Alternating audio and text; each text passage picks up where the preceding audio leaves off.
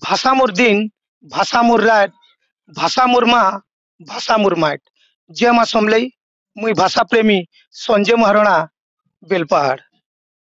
ସମ୍ବଲପୁରୀ ଦିନର ବହୁତ ବହୁତ ଶୁଭେଚ୍ଛା ଅଭିନନ୍ଦନ ସମକେ ଜଣାଉଛେ।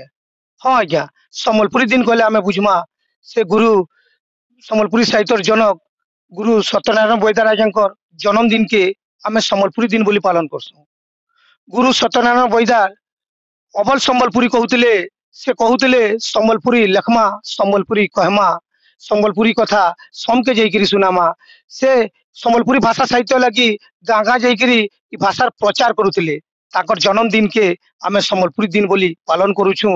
ସମକେ ମୁଁ ଏଇଟା କହିବି କି ସମ୍ବଲପୁରୀ ଦିନ ତି ସମ୍ବଲପୁରୀ ପିନ୍ଧମା, ସମ୍ବଲପୁରୀ ଖାଏମା, ସମ୍ବଲପୁରୀ କହେମା, ହେଲେ ଯାଇକିରି ଆମରି କଳା ସଂସ୍କୃତି, ଆମରି ଭାଷା ସାହିତ୍ୟ, ଆମର ପରମ୍ପରା କେ ଆମେ ବଞ୍ଚେଇକିରି ରଖମା।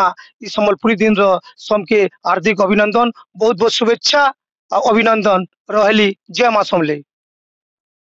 मोर भाषा मोर राइज सबुनु सुंदर, मोर नाच मोर गीत सबुनु भल, इ माइन बाबार दिया निया सबुनु बनेइनर, परपुनि तिहार बाहार इतार बागिर अच्छे कहार, इतार बागिर अच्छे कहार।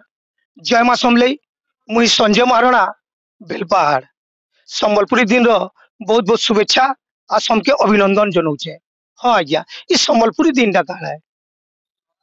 ସମ୍ବଲପୁରୀ ସାହିତ୍ୟର ଜନକ ଶ୍ରୀ ଗୁରୁ ସତ୍ୟନାରାୟଣ ବୈଦ୍ୟ ରାଜାଙ୍କର ଜନ୍ମଦିନ କେ ଆମେ ସମ୍ବଲପୁରୀ ଦିନ ବୋଲି ପାଳନ କରୁଛୁ। ଗୁରୁ ସତ୍ୟନାରାୟଣ ବୈଦ୍ୟ ରାଜା କହୁଥିଲେ ଅବଲ ସମ୍ବଲପୁରୀ କହମା, ସମ୍ବଲପୁରୀ ଲେଖମା, ସମ୍ବଲପୁରୀ ପଢମା, ସମ୍ବଲପୁରୀ ପିନ୍ଧମା। ସେ ସମ୍ବଲପୁରୀ ଭାଷା ସାହିତ୍ୟର ପ୍ରଚାର ଲାଗି ଗାଁ ଗାଁ ବୁଲୁଥିଲେ। ଆମର ଭାଷା ସାହିତ୍ୟ, ଆମର କଳା ସଂସ୍କୃତି, ଆମର ପରମ୍ପରା କେ ଆମେ ହିଁ ବଜେଇ ରଖମା। ଇ ସମ୍ବଲପୁରୀ ଦିନର ଆଉ ଥରେ ସମକେ ବହୁତ ବହୁତ शुभेच्छा ଅଭିନନ୍ଦନ ରହିଲି। ଜୟ ମା ସମଲେଇ।